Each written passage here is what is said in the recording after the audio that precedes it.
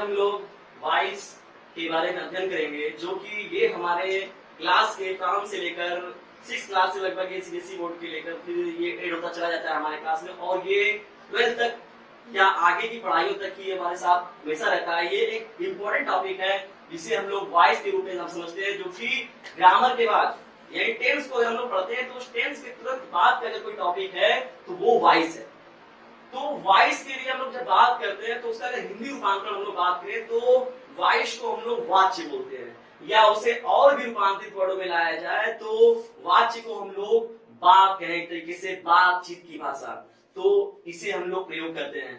अगर वॉइस के बारे में बात किया जाए तो वॉइस मुख्यतः 2 रूप में होता है, इसे active and passive. Active passive का पहले से इससे संबंधित हो गया।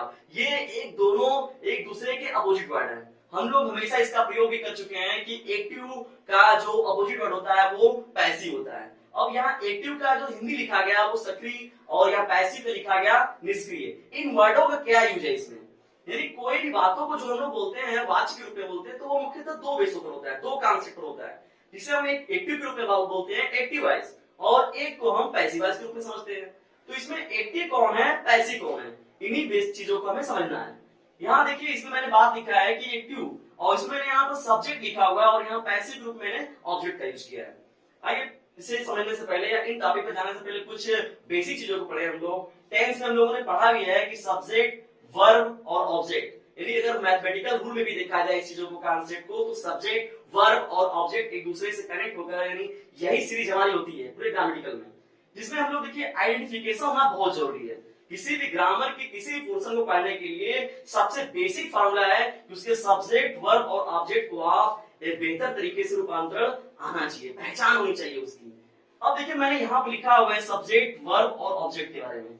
अब फिर यहाँ पर देखा गया है सब्जेक्ट क्या मैंने लिखा है हु, कौन। अब व्यवहार के समय मैंने लिखा हुआ है व्हाट, क्या इसे हम लोग बोलते हैं हिंदी में। ऑब्जेक्ट को लिखा गया होम, किसको या कहां से। इन वर्डों को समझने के लिए मैं 2 एग्जाम्पल का प्रयोग करता हूँ। इन 2 एग्जाम्पलों में मैंने पहला लिया हुआ है मैं किताब पढ़ता हूं। अब देखिए इसमें हम लोग को आइडेंटिफाई करना है कि इसमें हमारा सब्जेक्ट कौन है। तो यहाँ पर इस वर्ड में अगर देखा जाए तो सब्जेक्ट की पहचान देखिए कौन से हो रही है, तो कौन किताब पढ़ता है, कौन किताब पढ़ता है। तो हमारा ये जो एग्जाम्पल निकल कर आया मैं किताब पढ़ता हूँ, आई, मैं, तो ये जो हमारा आई हो गया, इसे ही हम लोग बोलते हैं कि हमारा सब्जेक्ट हो गया। अब सेकंड में देखिए हम लोग आते हैं तुम लोग बगीचे में टहलते हो। कौन बगीचे में टहलता है, तुम लोग बगीचे में टहलते हो, यू, तो कहा जाएगा यू जो हो गया हमारा सब्जेक्ट हो गया। अब यहाँ वर्ब की बात किया जाए, मैं किताब क्या करता हूँ, मैं किताब पढ़ता हूँ। तो पढ़ना देखिए आ गया, क्या करता हूँ, पढ़ता हूँ। मैं बगीचे में क्या करता हूँ, टहलता हूँ। पढ़ना, टहलना, खेलना, कूदना, ये सभी जो वर्ड होते हैं हमारे वो वर्ब के रूप में प्रयोग होते हैं, और इसे हम लोग, और तीसरी जो बात आती है हमारी ऑब्जेक्ट। ये जो ऑब्जेक्ट होता है इसे देखिए 2 बातों में यूज किया जा रहा है, कहां और किसको के रूप में। मैंने इन दोनों को समझाने के लिए यहाँ मैं लिखा गया है मैं किताब पढ़ता हूं, मैं किसको पढ़ता हूं, तो हमारा आंसर आता है किताब, बुक। तो ये जो हमारा देखिए इंटरनल लास्ट पोजीशन पर आया है कि मैं किसको पढ़ता हूं, तो किताब पढ़ता हूं। तो ये हमारा जो निकल कर आता है किताब, ये हमारा हो गया ऑब्जेक्ट।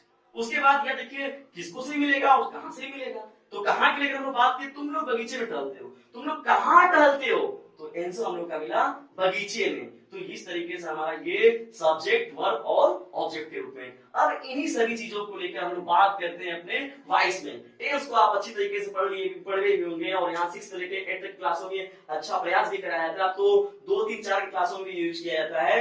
अब एक्टिव और पैसिव के रूप में बात किया जाए तो जब हमारा सब्जेक्ट एक्टिव है, यानी ऐसा सेंटेंस जिसमें हमारा सब्जेक्ट एक्टिव हो और जिसमें मेरा ऑब्जेक्ट एक्टिव हो, वो पैसिव है। जिसमें हमारा सब्जेक्ट एक्टिव होता है उसे एक्टिव वॉइस बोलते हैं, और जिसमें हमारा ऑब्जेक्ट जो होता है वो एक्टिव फॉर्म में चला जाता है, तो उसे हम लोग पैसिव वॉइस में बोलते हैं। सब्जेक्ट, वर्ब, ऑब्जेक्ट को पहचानने के बाद हम लोग बेसिकली बात करते हैं कि एक्टिव वॉइस अगर है तो उसको पैसिव में कैसे चेंज किया जाएगा, या पैसिव वॉइस है तो उसको एक्टिव में कैसे कन्वर्ट किया जाएगा। तो यहाँ पर सबसे बेसिकली अगर हम लोग बात करें, जितने भी टेंसों को आप तक पढ़े हैं, आप 12 टेंस हो गए, उनके प्रत्येक में 4-4 वाक्य मतलब सेंटेंस भी होते हैं। इससे 12 चौक 48 यानी 48 पूरे टेंस है हमारे पास। और उसके बाद यहाँ पर प्रेजेंट इंडिफिनिट टेंस की हम लोग बात करें तो जितने भी टेंस हैं अब तक पूरे टेंस आप जितने ही पढ़े हैं वो सभी के सभी को आप उठाकर एक्टिव वॉइस में रख सकते हैं। मतलब इसका मतलब ये हुआ कि हम अभी तक टेंस में जो स्टडी किए हैं वो पूरा का पूरा एक्टिव वॉइस का किए हैं। अब हम लोग को बस थोड़ी सी कोशिश करनी है पैसिव वॉइस के लिए। मतलब आपने इसका एक पोर्शन पर काम कर लिया है, एक पोर्शन के लिए आपको कोई करना ही नहीं, कुछ नहीं करना है, केवल कार्य करना है पैसिव वॉइस के लिए। जनरली देखिए हम लोग यहाँ पर अपने पहले टेंस के लिए बात करते हैं जिसमें प्रेजेंट इंडेफिनिट टेंस को जोड़ा जाता है। उसमें मैंने देखिए 2 कॉलम बनाया हुआ है, उसमें मैंने यहाँ पर लिखा हुआ एक्टिव वॉइस को और यहाँ पैसिव वॉइस को बनाया गया है। तो जनरली अगर हम देखें, जैसे मैंने पहले ही बताया था कि एक्टिव वॉइस का मतलब होता है कि जहां सब्जेक्ट सक्रिय होता है, यानी एक्टिव होता है सब्जेक्ट और यहाँ पर ऑब्जेक्ट सक्रिय होता है। तो उसी वर्ड में आइए हम लोग पत्र लिखते हैं, we write letter. We write letter में अगर हम बात की तो सब्जेक्ट ये हो गया हमारा और उसके बाद ऑब्जेक्ट लेटर हो गया और ये वर्ब हो गया। अब इसे हम लोग हिंदी रूपांतरित करें, हम लोग पत्र लिखते हैं, तो अगर उसको हम लोग चेंज करें या उस ऑब्जेक्ट को बेस बनाकर बात किया जाए तो पत्र हमारे द्वारा लिखा जाता है। देखिए लिखा जाता है यानी वर्ड वही है, लेकिन अब यहां पर जो सब्जेक्ट को प्रायोरिटी हम लोग दे रहे थे अब हम ऑब्जेक्ट को प्रायोरिटी दे रहे हैं। बस यही पैसिव वॉइस है, चीजों को थोड़ा सा घुमा फिरा कर बात करना। तो जाहिर सी बात थोड़ा सा घूमने फिरने में हेल्पिंग वर्ब भी चल जाएगा, थोड़े से कुछ नियम भी चल जाएंगे, वर्ब के थर्ड फॉर्म के रूप में यूज किया जाएगा। अब हम बनाने के नियम में बात करते हैं तो देखिए ध्यान से, एक्टिव वॉइस का ऑब्जेक्ट पैसिव वॉइस का सब्जेक्ट हो जाता है। तो एक्टिव वॉइस का ऑब्जेक्ट, एक्टिव वॉइस का ऑब्जेक्ट, तो ऑब्जेक्ट लास्ट में है, एडिटर आ गया। तो एक्टिव वॉइस का ऑब्जेक्ट पैसिव वॉइस का क्या हो जाएगा, सब्जेक्ट। तो एक्टिव वॉइस का ऑब्जेक्ट एडिटर और पैसिव वॉइस का वो क्या हो गया, सब्जेक्ट बन गया। फिर उसके बाद हेल्पिंग वर्ब की बात किया गया, हेल्पिंग वर्ब। तो हेल्पिंग वर्ब हम लोग जनरली हम लोग वॉइस में क्या होते हैं, एक टेंस आगे की हम लोग हेल्पिंग वर्ब को प्रयोग करते हैं। जैसा कि प्रेजेंट कंटिन्यूअस टेंस का होता है इज एम आर, तो यहां देखिए इज एम आर का प्रयोग किया गया। प्लस जब भी वॉइस करना आपको बनाना है हमेशा ये याद रखना है कि वर्ब का थर्ड फॉर्म है, क्योंकि ये चीजों को परिवर्तित करके बताया जा रहा है। फिर यहां पर हम लोग जब बात करते हैं तो फिर यहाँ वर्ब के थर्ड फॉर्म के बाद यहां पर बाई कनेक्ट किया जाता है, बाई जोड़ते हैं हम लोग वर्ड में, हर सेंटेंसों में बाई का प्रयोग किया गया। उसके बाद एक्टिव वॉइस का सब्जेक्ट, जो एक्टिव वॉइस हमारा होगा उसका जो सब्जेक्ट होता है वो पैसिव वॉइस का ऑब्जेक्ट हो जाएगा। अब यहां पर देखिए एक्टिव वॉइस का जो सब्जेक्ट है वो क्या था, वी था। वी का ऑब्जेक्टिव फॉर्म देखा गया क्या है, अस है। तो इस प्रकार वी राइट अ लेटर, तो इसका एक चेंजिंग रूप हो गया हम लोग का पैसिव वॉइस में, a letter is written by me.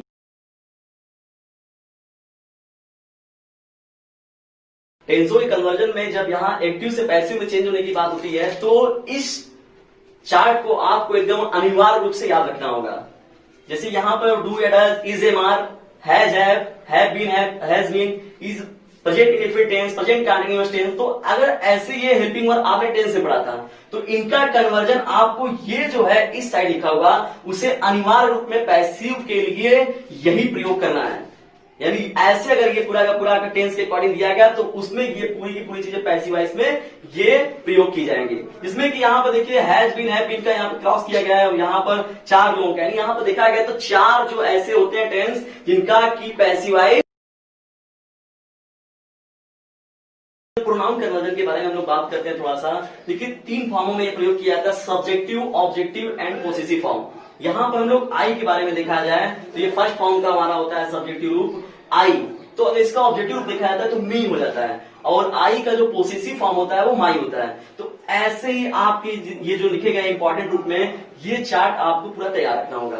We का जैसे us, our, you, your and so on, ऐसे आपको ये पूरा का पूरा चार्ट भी ध्यान में अनिवार्य रूप से रखना होगा active voice and passive voice के लिए। और ये बेसिकली है, ये हर जगह यूज होता है। ये कुछ अन्य एग्जांपल्स को देखते हैं। उसमें से यहाँ लिखा गया, एक सेंटेंस लिखा हुआ मैं ताजमहल देख चुका हूं।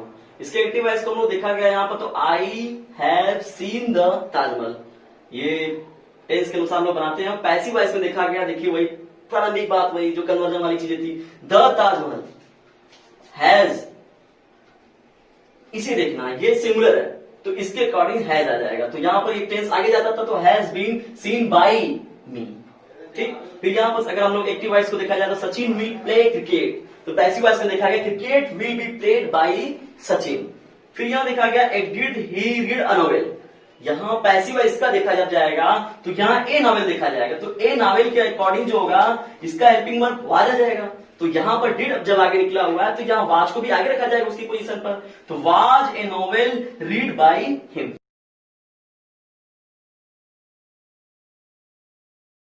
सम अदर एग्जांपल्स में आइए हम कुछ चीजों को देखते हैं, टेंस से ही को रेट करके इसको भी देखा जाता है। अक्सर लोग कभी थोड़े से जो रहते हैं टीचर्स वो भी अपना इन ऐसे सेंटेंसों को यूज कर लेते हैं जो कि है देखने में सेंटेंस अगर टेंस की तरह मगर ये वॉइस के रूप में प्रयोग किया जाता है। जैसे मैंने कुछ सेंटेंसों को लिखा है, आम बेचा जाता है, जैसे यहाँ सब्जियां खरीदी जा रही हैं। तो यहाँ पर हम लोग अभी तक पढ़े हैं जो पैसिव वॉइस में, तो उसमें ये देखा गया कि द्वारा, पैसिव वॉइस के लिए द्वारा का होना अनिवार्य है, वो तो आ रहा था बेसिकली हर चीजों में, और उसके लिए हम लोग बाय का प्रयोग करते हैं। काम कौन कर रहा है ये दिख रहा था, मगर आम बेचा जाता है, आम अगर रख दिए अगर हम लोग ठेले पर तो वो अपने से उड़ के नहीं बिक जाएगा, उसे कोई क्या करता है, बेचता है। तो इसमें जो करने वाला काम है वो छिपा हुआ है, यानी कर्ता छिपा हुआ है, मगर ये पैसिव वॉइस का सेंटेंस हो जाता है। ऐसे लोग इसमें ऐसे सेंटेंसों को पूछकर अक्सर बच्चों को लोग परेशान करते हैं। सब्जियां खरीदी जा रही हैं, तो सब्जियां अगर रख दी हम लोग सब ठेले पर तो सब्जियां अपने से नहीं उड़ जाएंगी पूरी की पूरी, हाँ भैया आधा किलो उनके थाली में चलेगी, 1 किलो उनके थाली में, तो ये सब्जियां खरीदी जा रही है। तो सब्जेक्ट जो बेचने वाला है वो नहीं दिख रहा है, विक्रेता नहीं दिख रहा है, क्रेता नहीं दिख रहा है, तो यहाँ पर सब्जियां खरीदी जा रही है। तो इसमें भी हमारा क्या है, ये देखिए एक्टिव वॉइस का आपको लग रहा है सेंटेंस, मगर इसे हम लोग हमेशा पैसिव वॉइस के सेंटेंस बनाते हैं। आपका ऑब्जेक्ट भी देखिए बाहर आता है, तो आम बेचा जाता है, तो इस वर्ड का या इस कर्म का यानी इस क्रिया का प्रयोग हम नहीं करते हैं, इस क्रिया को हम लोग नहीं इंक्लूड करते हैं। यहां जब इसका बना जाएगा the mango, mangoes are sold, ठीक। फिर सब्जियां खरीदी जा रही हैं, तो सब्जियां खरीदी जा रही हैं तो यहां लिखा जाएगा vegetables, vegetables are being bought, BOUGHT। तो ऐसे कुछ होते, देखिए सेंटेंस अगर हम लोग नॉर्मली बनाने का प्रयास करते हैं तो द मैंगो, गोज, सोल या सेल, ये हमारे दिमाग में बनता है, लेकिन ये जो है ये पैसिव वॉइस के वर्ड होते हैं जो कि सभी सेंटेंसों के रूप में आते हैं। द आम बेचा जाता है, तो आम स्वयं नहीं बिकेगा, कर्ता छिपा हुआ है, ये पैसिव वॉइस का सेंटेंस है, तो द मैंगोज आर सोल्ड हो जाएगा। फिर सब्जियां खरीदी जा रही है, the vegetables are being bought, the vegetables are being bought. कुर्सियां बनाई जा रही हैं, विद्यालय खोला जा रहा है, ऐसे तमाम आपको सेंटेंस मिलेंगे जो कि एक्टिव वॉइस की तरह देखने में होते हैं मगर ये पैसिव वॉइस की तरह होते हैं। तो thanks for watching this video.